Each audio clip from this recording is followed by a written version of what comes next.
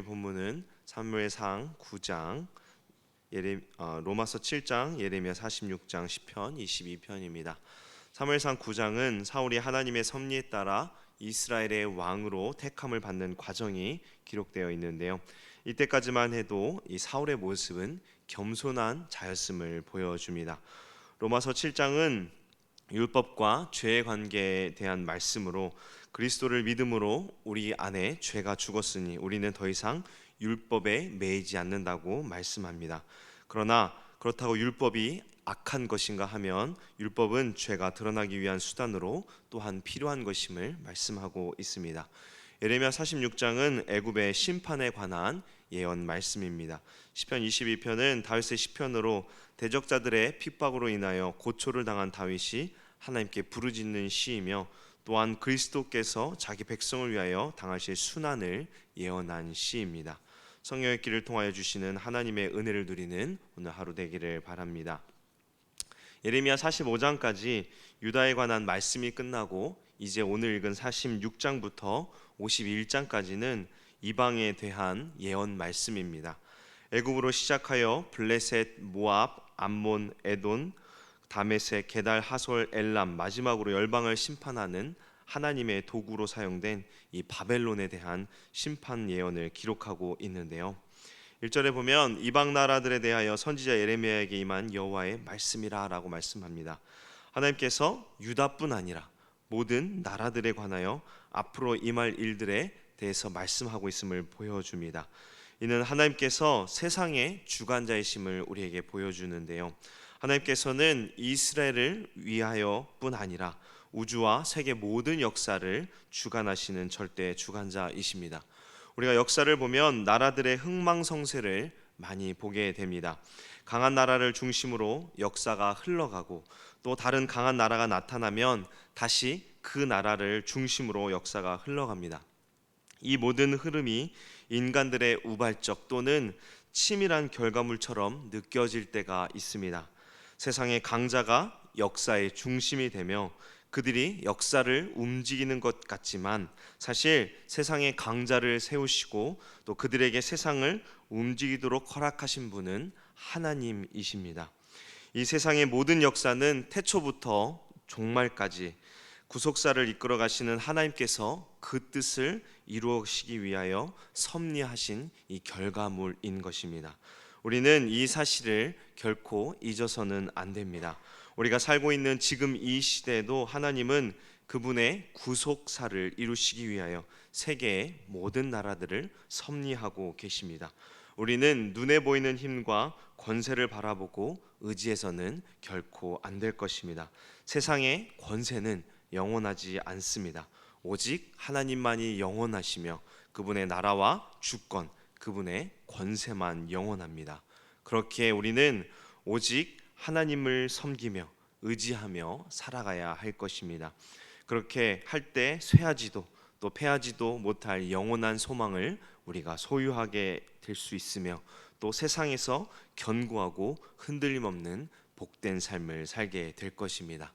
이제 46장부터 이방 나라들에 관하여 예언들을 우리가 쭉 보겠지만 하나님께서는 세상을 움직이시되 선민 이스라엘을 중심으로 통치하신다는 사실을 강조하기 위한 목적으로 이 열방들에 대한 예언들이 주어진 것이라는 공통점을 갖고 있는데요. 먼저 첫 이방 나라에 대한 예언의 말씀입니다. 2절에 보시면 애굽에 관한 것이라 곧 유다의 요시야 왕의 아들 여호야김 넷째 해에 유브라데 강 갈그미스에서 바벨론의 느부갓네살 왕에게 패한 애굽의 왕 바로느고의 군대에 대한 말씀이라. 애굽에 관한 것이라. 이제는 지는 해인 이 애굽, 그렇게도 오랜 기간 세상을 지배했던 애굽이 이제는 지는 해로 몰락하고 있습니다. 그런 애굽이 가장 먼저 예언에 등장한 이유는 이 애굽이 이스라엘에게 가장 많은 영향을 주었기 때문입니다. 그리고 예레미야 시대에 유다는 하나님보다 더 애굽을 의지하였습니다. 하나님께서 바벨론에게 항복하라는 말씀에도 불구하고 그들은 애굽을 의지하고 애굽에 소망을 두었던 것을 말씀들을 통해서 우리가 보았죠. 이제 애굽에 대한 심판 예언을 가장 먼저 말씀함으로 하나님의 백성이 하나님보다 세상의 것을 의지하는 것이 얼마나 어리석은 것인지를 보여주는 것입니다. 2절에 예레미야에게 애굽에 관하여 말씀하신 시기가 나오는데요. 여호야김 넷째 해 바벨론과 갈그미스 전투에서 패한 때라고 그 시기를 말씀하죠. 이제 막 떠오르는 해인 바벨론은 이때 남하 정책을 추진하던 중이었는데요. 당시 고대 근동 지역의 맹주로 자처하던 애굽과 이제 갈그미스에서 전투를 벌이게 됩니다. 이 전투에서 애굽은 패하게 되고 근동의 패자로서의 지위를 이제 거의 상실하게 됩니다. 그리고 이 전투 결과로 인하여 고대 근동의 국제 정세에는 큰 변동이 생기게 됩니다. 모든 나라들이 애굽 중심이 아닌 이제 바벨론 중심으로 움직이게 된 것입니다. 여호야김도 이 바벨론 왕이 세운 남유다의 왕이죠. 그렇기에 2절의 말씀은 당시 근동의 정세와 이 남유다의 상황을 알게 해줍니다.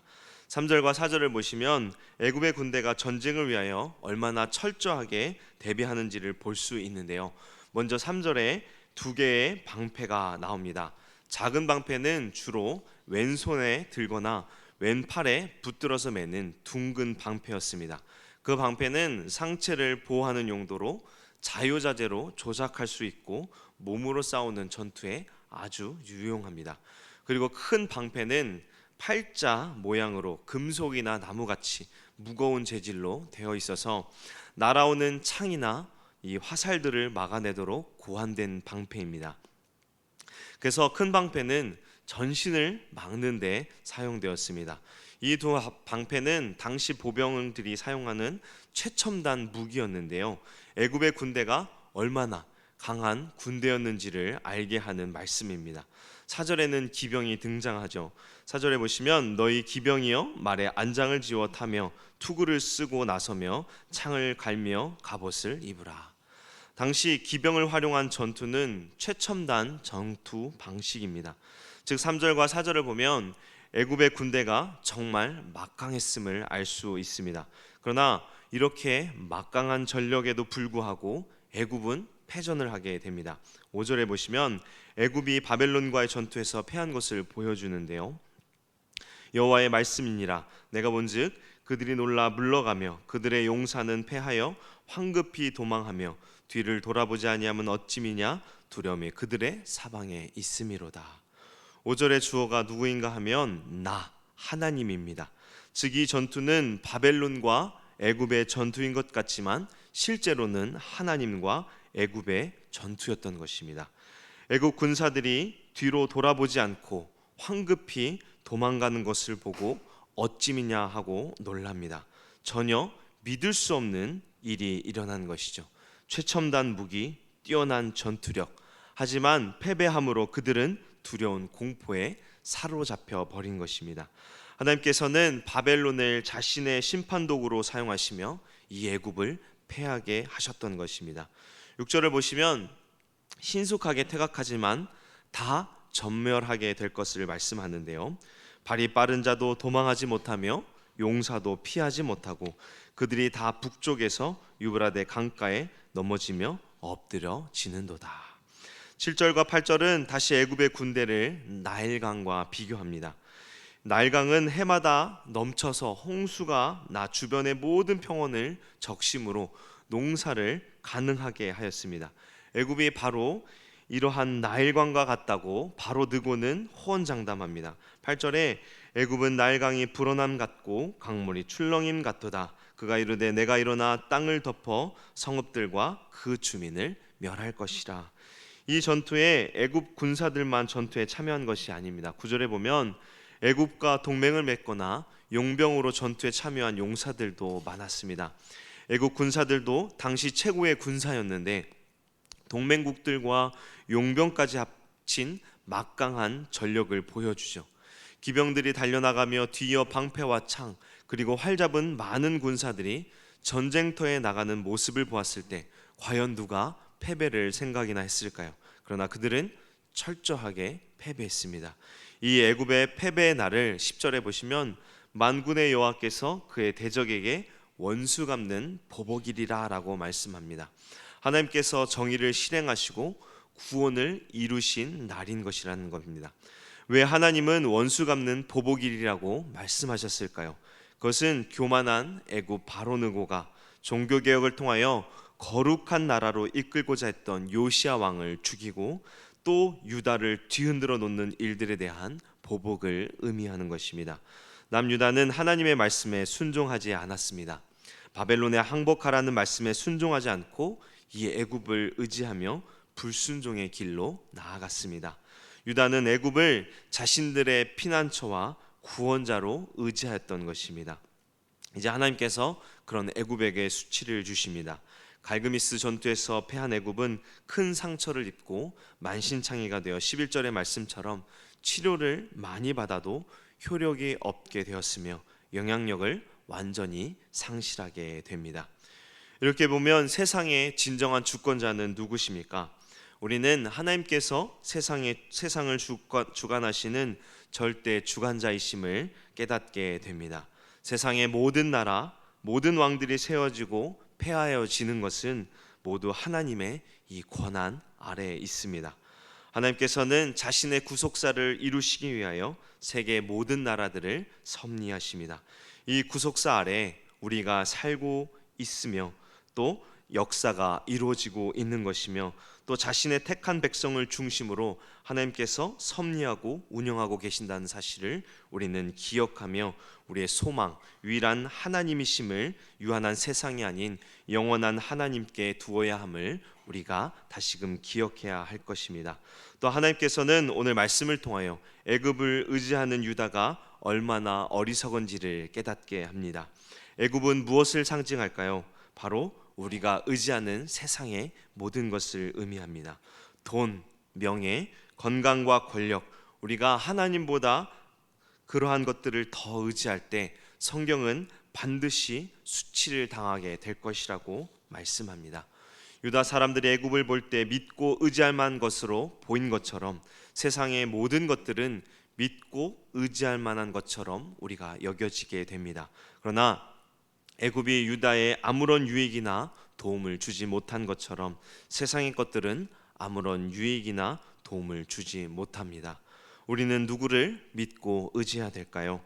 모든 일을 자신의 뜻대로 행하시고 이루실 수 있는 절대 주권자이신 이 하나님만 믿고 의지해야 합니다. 오늘 하루도 이 세상의 주권자 되시는 하나님께 소망을 두며 의지하고 하나님의 뜻을 이루는 복된 성도 되기를 주님의 이름으로 축원합니다. 함께 기도하겠습니다. 이 세상의 모든 역사를 주관하시며 자신의 뜻을 이루어 가시는 하나님, 오늘 예레미야 말씀을 통하여 하나님만이 영원하시며 하나님께 소망을 두는 자에게 복이 있음을 우리가 보았습니다. 우리가 멸망하고 없어질 허망한 세상의 것들을 의지하지 않게 하시고 오직 주님만 의지함으로 세상에서 흔들리지 않는 견고한 믿음으로 하나님의 뜻을 이루는 삶을 살도록 은혜 베풀어 주옵소서. 우리를 죄속 원하신 예수 그리스도 이름으로 기도합니다. 아멘.